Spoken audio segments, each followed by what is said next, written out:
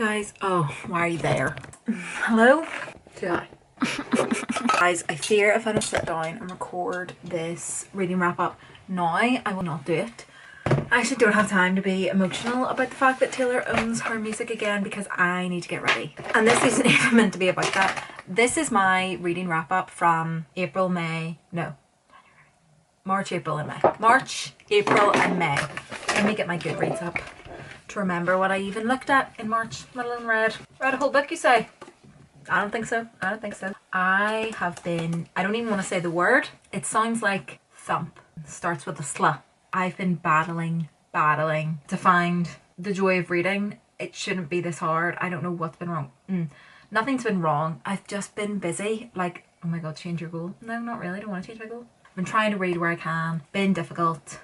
I've hit some points in series where I'm like, I don't want to finish this now. And it just really threw me off my reading hype.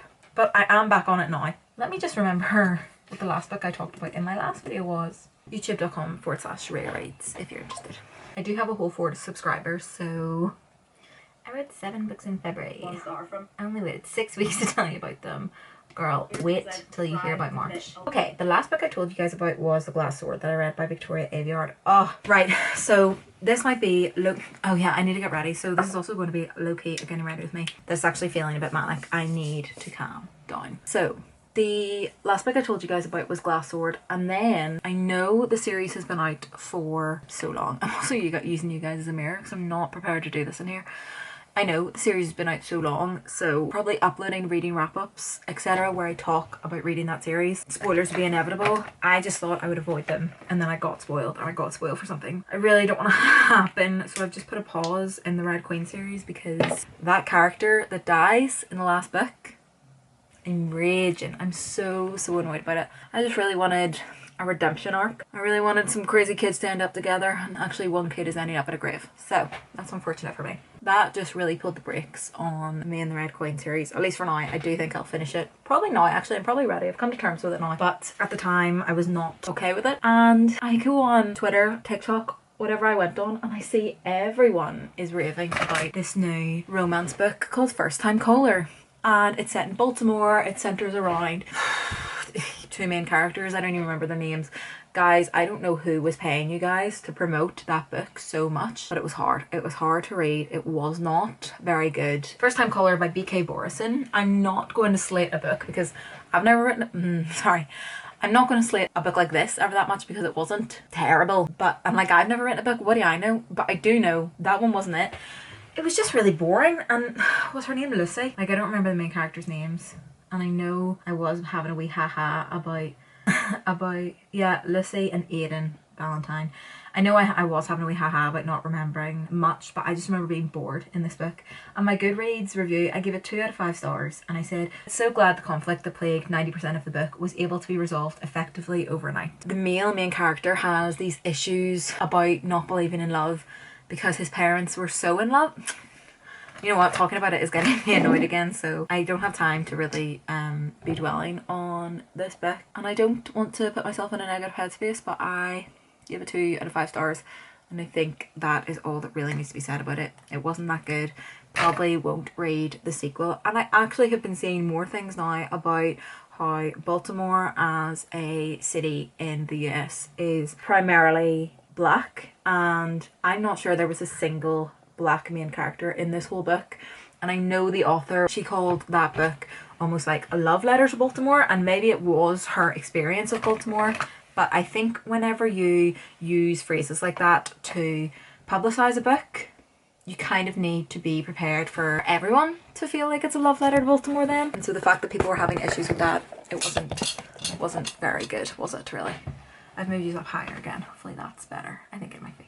Oh my gosh, don't look at my bookshelves because a bookshelf tour will be coming soon. Don't look. Spoilers. I might have finally organised my bookshelves. Who knows?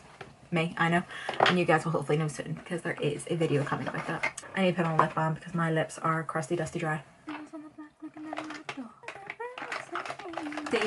See if I could find my eyebrow pencil. I'd be loving my life right now. Find it. Let me do my eyebrows just really quickly while you guys aren't looking because I'm self-conscious about them. 1 second. If you don't like them, don't tell me. Victoria, you barely even did anything bar change the tone at the very front of your eyebrows. Yeah, I know. That's the point, guys. That's the bit I fucking hate. If anyone is ever thinking of microblading your eyebrows, don't do it. Moving on to a 5-star book. I read Sunrise on the Reaping. That book was so good. That book was so good. The break between reading First Time Caller and Sunrise on the Reaping though, it was vast. I don't really know what to tell you about it if you don't already know about it. It's not really a case of if you know, you know, because everyone knows. Like, the casting announcements have obviously come out since then, because I read it a million years ago. Just such a good addition to the series. I think I enjoyed it much more than Ballad of Songbirds and Snakes, because Coriolanus's head was a horrible place to be, and although Haymitch's story is so sad, it's a character we know from the original series and obviously really enjoy from the original series. He had redemption in the original series. It's so interesting to see how his story all kind of came to be.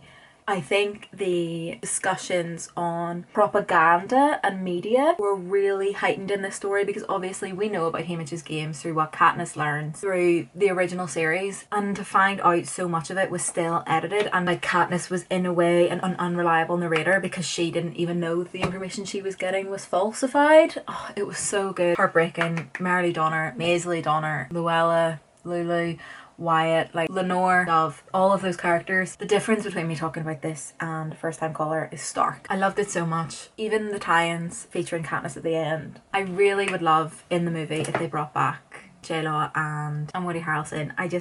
It makes me feel so conflicted, because I'm like, yes, more Hunger Games stories, as if that's not a bit fucked up. I don't even know whose else story I would want to hear about, but at the same time, Suzanne Collins could write her grocery list and I would want to read it. I think that woman is so talented. I'm just so in love with that series as a whole. So interested to know if anyone else read it and loved it, or maybe read it and didn't love it. I'd like to hear that too. Next book I read was Detransition Baby by Tori Peters. I've had this book on loan from the library for the last 5 years. Bad crack for me. I need to return it. I'm going to return it now, obviously. I'd love to say I did already, but I haven't. This book follows 2 transgender women that are in a relationship together, and then following abuse from a cis male, one of the women detransitions and they break up. And then this now male presenting character, when they were a female, their name was Amy, and since they have detransitioned they go by Ames, and their partner was Race. Since Ames has detransitioned, they started up a love affair of sorts with their boss, and because they had been on estrogen for so long they thought they were infertile. Turns out they weren't. They got their boss pregnant. They don't know what to do about it, because obviously when you bring a baby into a family, everywhere is expecting that family to be very heteronormative, and Ames understands that in that relationship they look the more masculine / male presenting, but that's not the way they feel inside. And Ames then tries to reach out to Race and get Race involved in the couple's relationship in bringing up this child, because Ames thinks Race is the only one that'll understand how they feel inside and the only reason why they detransitioned. Race has always wanted a child, so this is a very tempting offer, and the boss has actually only recently found out that Ames even used to be Amy, so it's kind of dealing with all of these characters going through this revelation, and it filters between a past storylines, present storylines. You kind of find out the result of all these relationships and their breakdown, and then go back and experience the relationship in their beginning stages. And I think it was so expertly done. At times I thought I was reading a non-fiction, because the characters felt so real to me, and I really enjoyed it. It was such a different piece of literature to what I would usually read. I read this while I was in America. I brought the hardcover from home because I was determined to finish it, and I'm so happy I did. I gave it, I think, 4 stars. And like I said, this piece of literature was very different to me. I've not really explored a lot of transcentric works, but I did appreciate that it was an own voices story, and I honestly felt like I was in that group of characters. I felt like I knew them all deeply. I really enjoyed the story. I think there were some elements that just moved a bit too quickly. The end of the book, that whole story, a bit too quick, and that was maybe why I didn't get the full 5 stars. I would recommend it to... Looking at a similar story. I'm running so late, we need to speed this up. Next I read Quicksilver. My boyfriend had actually read this before I had, and my friend Hannah, hey Hannah, thanks for watching, actually started it and never finished it, DNF'd it. I wanted to see it through, and I did see it through. Did it help my SLUMP? No, not really. I rated it 3 stars, and my little review on Goodreads, which I need to refer back to because my memory is shot, was the first half was bad, the second half was less bad with better characters introduced, and then the last 3 chapters were from a different book entirely, but thankfully it was a much better one. If it wasn't for those last 3 chapters, let me do my eyeliner, sorry, I don't know why. I was leaning in to kiss you guys. Had to go use a mirror to finish that, and did I bring it back with me? No. Idiot. Don't even know what I was saying before I left there. Those last 3 chapters, if it wasn't for that though, it would have been, I don't know, I was struggling. And then my issue was, so many girls from my book club have finished it and loved the main character, and I understand the appeal for those that love Throne Glass, A Court of Thorns and Roses. I think though, I read those books so early on in life whenever I was like a teenager, and so I associate those types of main characters and stories with that time in my life. But that's not to say that they're not good. Obviously I liked them then, but I think as I grow up and read different genres, different authors, I start to realise how that was fitting for that time in my life, but it's not really anymore. That being said though, the last 3 chapters of this book were good, and if more of the book had been framed like that, I probably would have enjoyed it more. So am I going to read the next book hoping that it will be more of that? Maybe. I would say my boyfriend will be reading it before I am, so I might use him as a litmus test of sorts. And if he's not enjoying it, because he enjoyed the first one I think more than I did, and if he's not enjoying, there's a mirror in this, there's a mirror in this, there's a mirror in this. How have I blended this out so far? Not terribly, not terribly. My boyfriend did enjoy this book much more than me, so I think if he is enjoying the second book, I might take that as a sign to read it, and if he doesn't enjoy the second book, then I'll take it as a sign that I will not enjoy the second book, and I'll leave it in the past. The next book I read was Say Nothing, the true story that was... I need to calm down. I need to calm down.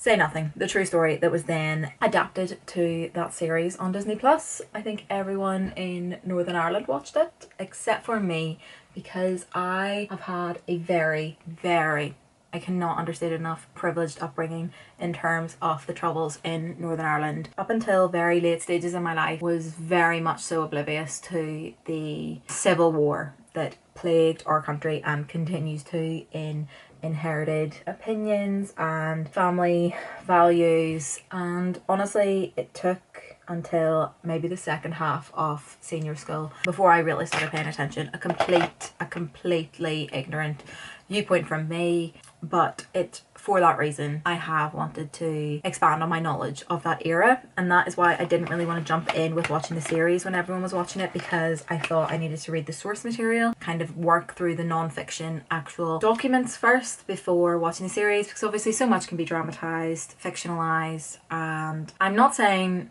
now my knowledge is vast, but it's better than it was, and I just wanted to have more of an understanding before I watched these actors play out these roles. I kind of wanted to understand who the people were first. I really enjoyed this book. I would really recommend it. It was actually a book I borrowed from my boyfriend because he ordered it to read and didn't get around to it. I think he did watch the series and then ordered the book, and it's so much harder to pick up a book I think as well once you've watched the series, and then because it's non-fiction it's even harder again. But I read this book and it did take up a big chunk of time because I was in America at this time whenever I was reading the book, and we were so busy moving hotels, moving states. We were just all over the shop. We went to LA and then a cruise and then Vegas and then home, and this book I was reading for a majority of that time. So whenever I came home, the flight home we got on, I think it was at the end of the first week in April, and I was just finishing this book. So that's kind of giving you a time frame for how much I've been reading. It wasn't a lot, but I was just constantly busy. I really enjoyed it. I understand there are biases to any story, and it is unfortunate that it's taken an American author to tell a book that's associated with such notoriety about our own history, but obviously anyone that were to write about it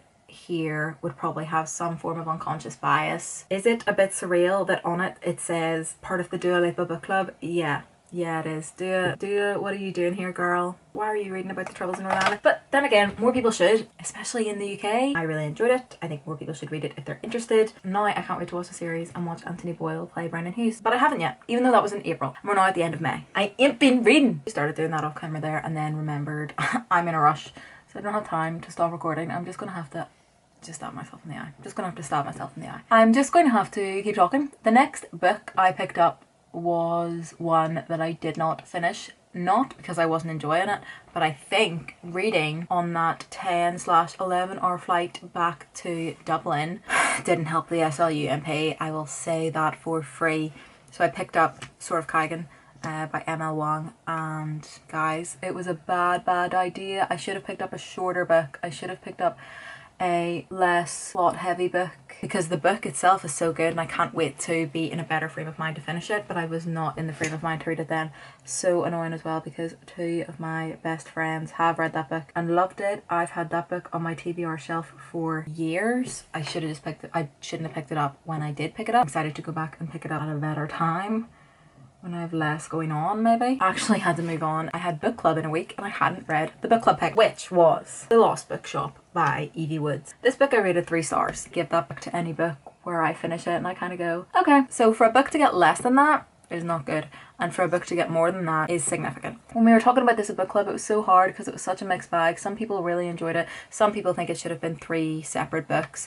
It basically follows the story of a man searching for a lost bookshop, a female main character that found the lost bookshop, and then a female main character from years and years ago that invented the lost bookshop, or rather inherited the lost bookshop, and how all of their stories interlink and combine and come together. It was okay.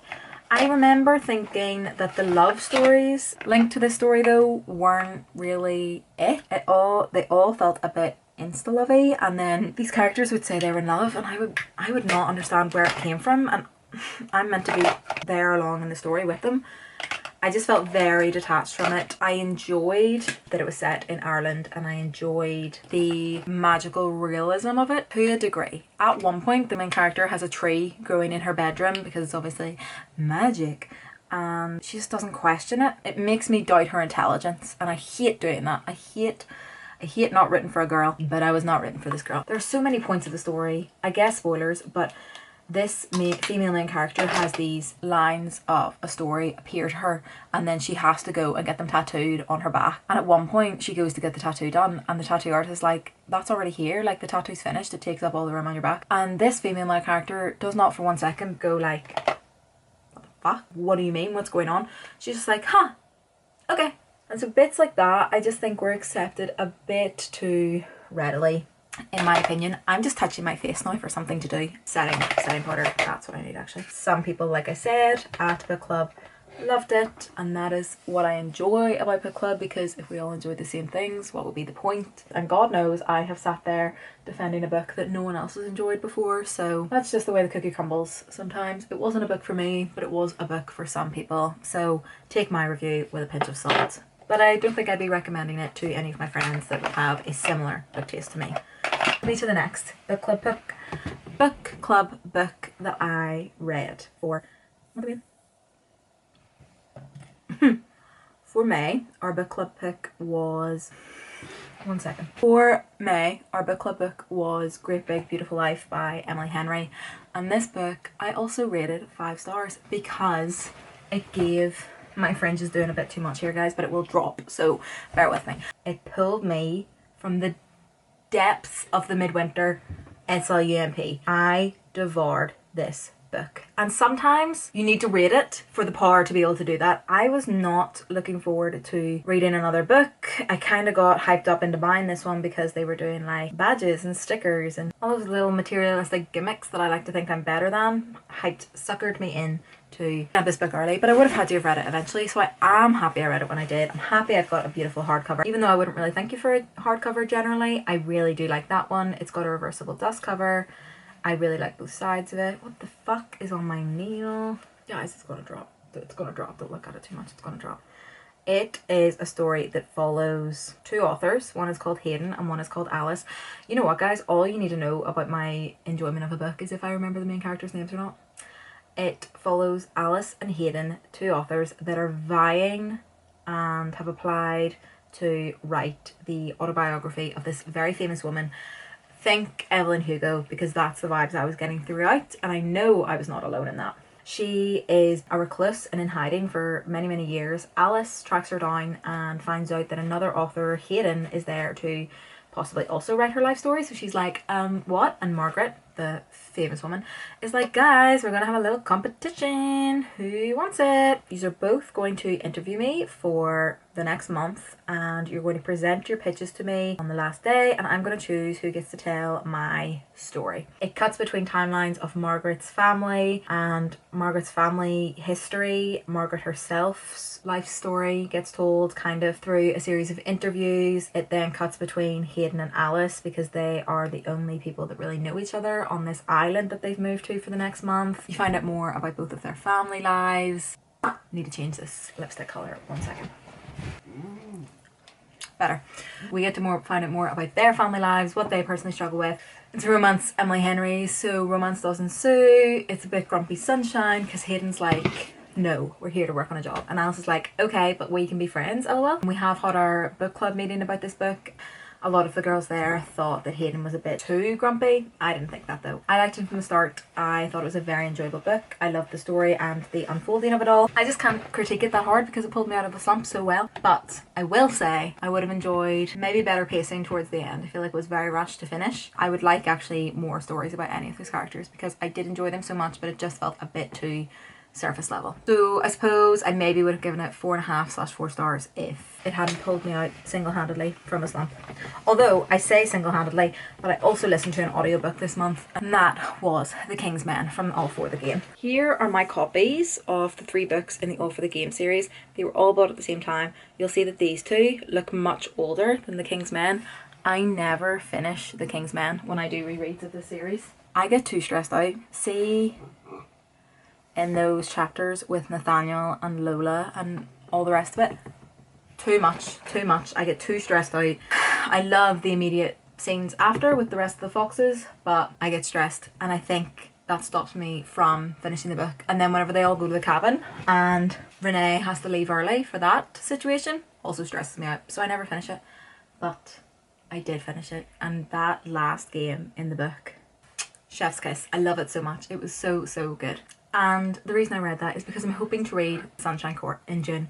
I'm also hoping to read a bunch of novellas, I guess, to get my Goodreads challenge back in some form that it can be salvaged. Here's hoping. But for now, those are all the books that I have currently read. I'm so happy to have filmed this. I'm sorry that it was a get ready with me, but I need to be leaving this house in 20 minutes. I'm currently in a lowered solar power tour top, which wasn't really the outfit I had in mind. Thank you so much for watching. For my own sanity, I needed to record this video.